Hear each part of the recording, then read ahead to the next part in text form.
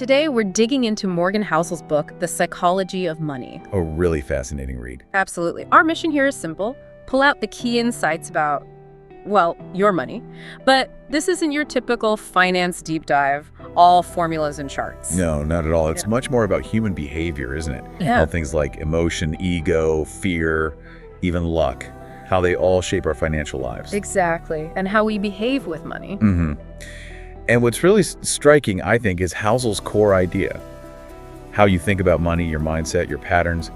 That's way more important than, say, how much finance jargon you know. That really flips the script. It shifts the focus entirely. It does. Okay, so let's unpack one of his biggest points. He says, spending money to show people how much money you have is the fastest way to have less money.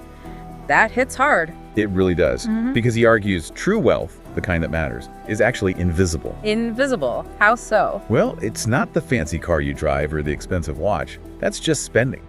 Real wealth is the money you didn't spend. Ah, okay. It's the investments quietly growing, the financial assets you've built up. It's the freedom and the options that money buys you behind the scenes. So it challenges that whole idea of looking rich versus actually being rich. Precisely. Are you focused on the appearance or on building that unseen financial strength that gives you real control over your time and choices? That makes a lot of sense. So if wealth isn't about showing off, what's the key action then, according to Housel, for actually building it? Well, we often chase the higher salary, right? Or the amazing investment return. Yeah, next big thing. But Housel says the real game changer, the bedrock, is your saving rate. He puts it bluntly, wealth is created by your behavior, not your salary. So like someone earning an average income but saving diligently can absolutely end up wealthier than someone earning a fortune but spending it all. It's the gap between your income and your spending, consistently widened over time. That discipline. Yeah. Saving isn't just hoarding cash either. It's buying yourself flexibility, independence, and a crucial buffer against, life happening. Yeah, the curveballs life throws at you. Exactly. Okay, so Housel also kind of pushes back on the idea that financial success is all down to smarts or perfect choices, right? Oh, definitely. He brings in luck and risk in a big way. How do those play in? He presents them as two sides of the same coin, invisible forces, really, that are tangled up in every single financial outcome. Not everyone who gets rich made brilliant moves, and crucially, not everyone who struggled necessarily made bad decisions. That's humbling. It is. It adds a layer of realism. We tend to overestimate skill and underestimate just plain chance, both good and bad luck. Doesn't mean decisions don't matter, of course, but luck plays a huge role we often ignore. So that perspective, that humility, it probably affects how we should approach making financial decisions too. Yeah, absolutely. Which leads to another great point he makes. Aim to be reasonable, not necessarily purely rational. Reasonable versus rational, what's the difference there? Well, being rational might mean doing the mathematically optimal thing, what a spreadsheet says is best, like maybe investing extra cash instead of paying off a low-interest mortgage early.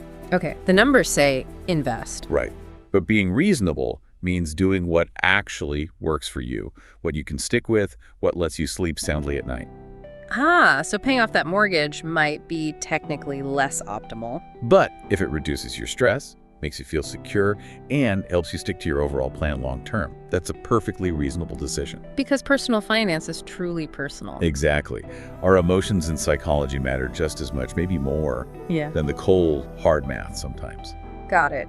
Okay, so we've got invisible wealth, the power of saving, acknowledging luck and risk, aiming for reasonable. What's the kind of secret sauce that ties it all together for long-term success?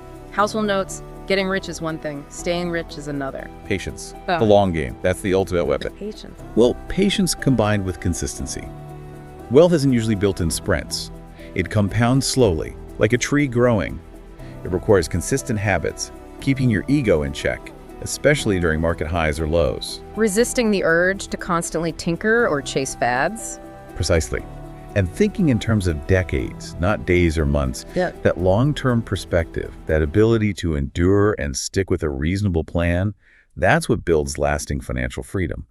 It's less about dramatic moves and more about the quiet compounding of good habits over time. So stepping back from this deep dive into the psychology of money, what's the big picture for you? It feels like it's so much more than just a money book. Oh, absolutely. It's really a book about behavior, about understanding ourselves. The core message, I think, is incredibly powerful. Get a handle on your emotions, understand your own biases, and your financial life will likely fall into place. Master your emotions, and money will follow. Yeah, something like that. It shifts the focus inward. Okay, let's leave our listeners with this thought then. How might really acknowledging that personal finance is deeply personal and maybe not always strictly rational, how might that change a financial decision you're thinking about right now? Something to ponder.